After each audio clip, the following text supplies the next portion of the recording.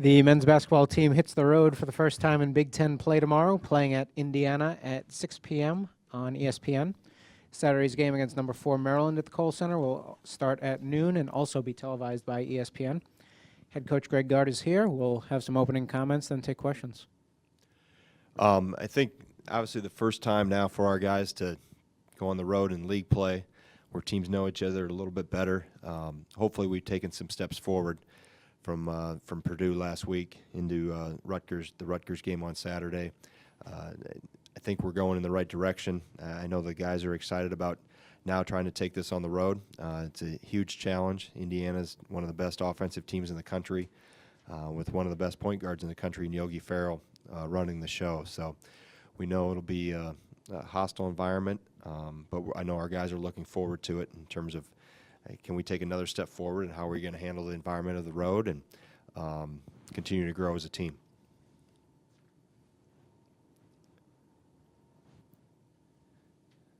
Not all at once. Jim?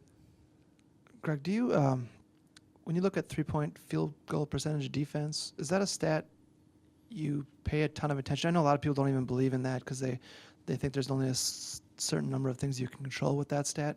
And the reason I'm asking you is obviously because Indiana is a very good shooting team. Shoots you it really guys, well. Yeah. You guys are towards the bottom of the Big Ten in that category. So I guess what's your Well, thought on that? it also depends on the volume that you shoot. You know, you can shoot a few number of threes and make a lot of them. Your percentage looks really good. Or you can shoot a lot of them and not shoot a great percentage, but you still want to be in that 33% range because then you're, trying to be at 1 point per possession, so around 33.3, somewhere in that range. And it obviously varies on your opponent, who you're playing, how many threes you get, what your philosophy is offensively, how much you want to touch the paint, how your team is made up. This year's team is probably not as prolific from three in terms of the number of three-point shooters we have, so we strategically scheme a little bit differently to maybe not take as many when we don't have to. So, like I said, I think everything is a little different. Indiana shoots a fair amount of them. I know they make 10 plus and maybe a few more at home in terms of makes. So that's a big part of what they do, and it's a big part of how they play with a lot of the weaves and the dribble handoffs and the ball screens and the things that they do to try to force help. And Tom has done a great job over the years of changing how he's played based on his personnel. If you look back if I went back through the scouting reports of when he was at Marquette, you'd see something totally different than what he's running now, and he's adjusted to when maybe having 4 perimeter guys around a little bit more. They played a little different when they had Zeller. So it's, that's every year you look to maybe you don't change your overall philosophy, and we've tweaked and morphed things through the years too, based on personnel and where our strengths were and when we were a little younger in an area, so we tried to shade towards experience. But obviously the three is a big thing, part of what they do, and it's not the only thing they do. They obviously can hurt you at the rim, and Bryant is a developing post. I think Bielefeld has helped them, obviously bring some experience, and he's transferring from Michigan. So they have a lot of weapons. They put a lot of guys, and it can hurt you in a lot of different ways. Greg, two-part question on Howard Moore. One, how nice was it to, when you needed somebody, you could go to a guy that is very familiar and comfortable with this program? And two, how has the transition been? Well, I think anytime when it was December 16th, 17th, there when this whole transition happened, I knew that, number one, the availability of a lot of people was not going to happen because they were in other jobs. Number two, I knew that I did not want to bring somebody in that I had to put training wheels on and start from scratch. We were just prepared to go with just myself and Coach Parrish and Coach Close at that point. So to be able to have somebody like of Howard's capability and expertise be available, just ironic. I said it, before the holidays, that it was an early Christmas present for our staff, and I told the team the day that I introduced him to them, and a lot of them knew him or knew of him before that, but I said our program got better today by the addition of Coach Moore, and just all he brings from being a student athlete here. He knows where every building on campus is. He can probably give a better campus tour than I can. In terms of his knowledge and expertise on campus. He lived it as a student athlete. He was here as a coach. He knows how we do things, our system and our foundation that we have in place and our culture. He understands that. he also got away and got some other experience as a head coach. And even though it didn't work out well for him at UIC, I think he's been great for me in terms of just knowing what I'm going through and what's forthcoming. He tips me off on a few things at times that maybe until you go through them for the first time, you don't see it coming or aren't quite sure how it's going to play out. But I think he's been a great addition in all aspects. He's been great for the staff. He's been great for our players, and obviously I haven't come across anybody that has more of a passion for the University of Wisconsin than Coach Moore. Coach, you're about 3 weeks into your new slot, your new position. How do you think the transition has gone for you, and how has it maybe progressed or evolved in a different way than maybe you expected? Well, I don't think anything is different than what I expected. There's really been no surprises. Everything that has happened or decisions I've had to make really have I expected to have to make those type of decisions. So there really hasn't been anything that caught me off guard, no pun intended. But I think the transition's gone really well. Our players have been great, and that's from day one. Even the first few minutes after Coach Ryan announced his decision to him, and then Coach Alvarez talked to him, I got a chance to take the floor, and I've made it about the players because that's what this is about, and they're the most important piece of this whole program, and always have been and always will be. So I wanted to make sure that they understood that we were here for them, and that we were going to be there in the transition. Some of them, obviously, it was shaking, but it wasn't upsetting from a standpoint of they knew we were going to take very good care of them, and they trusted us, and we continued to build and work on that trust.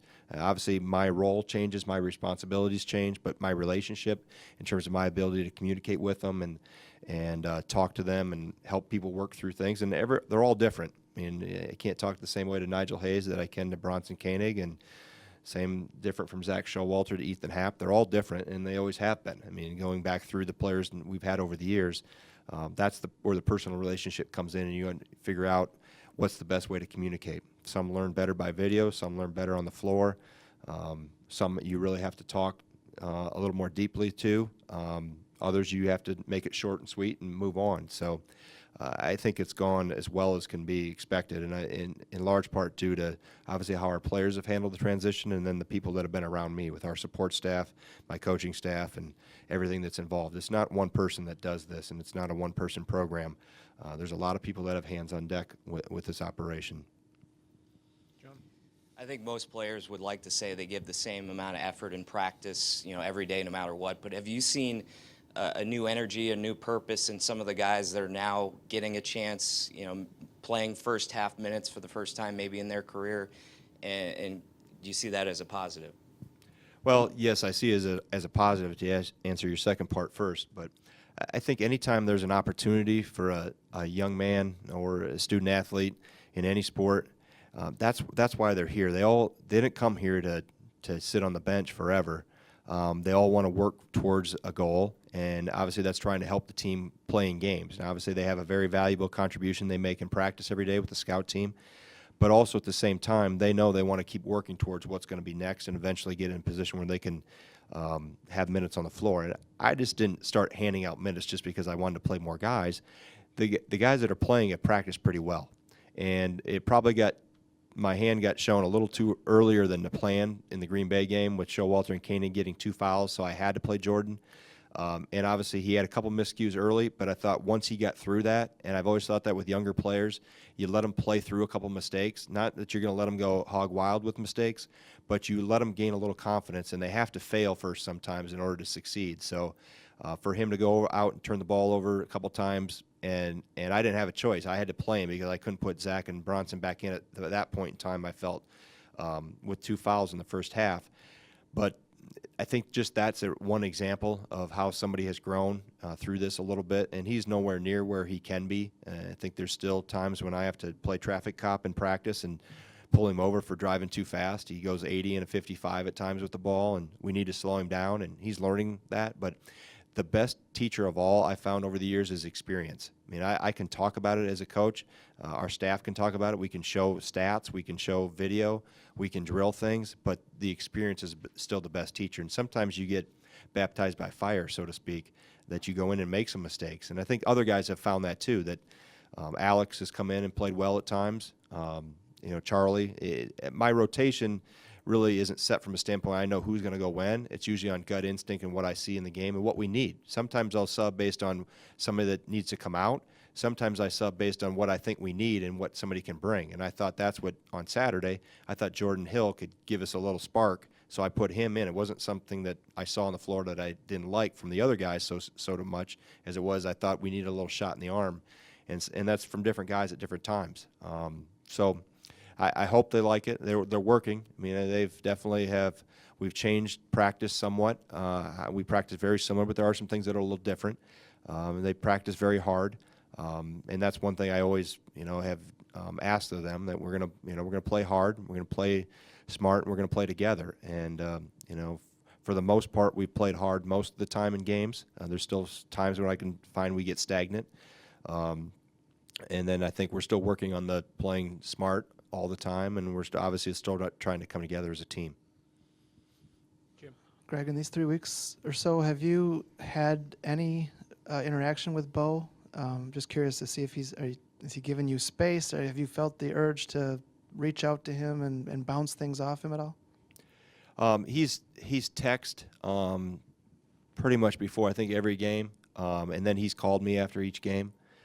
But he said from day one, he said, you got my number, I'm not going to bug you. And if you need anything, call me. I did talk to him after the Purdue game, and we talked about what he saw and what I saw, and we both were right on the same page.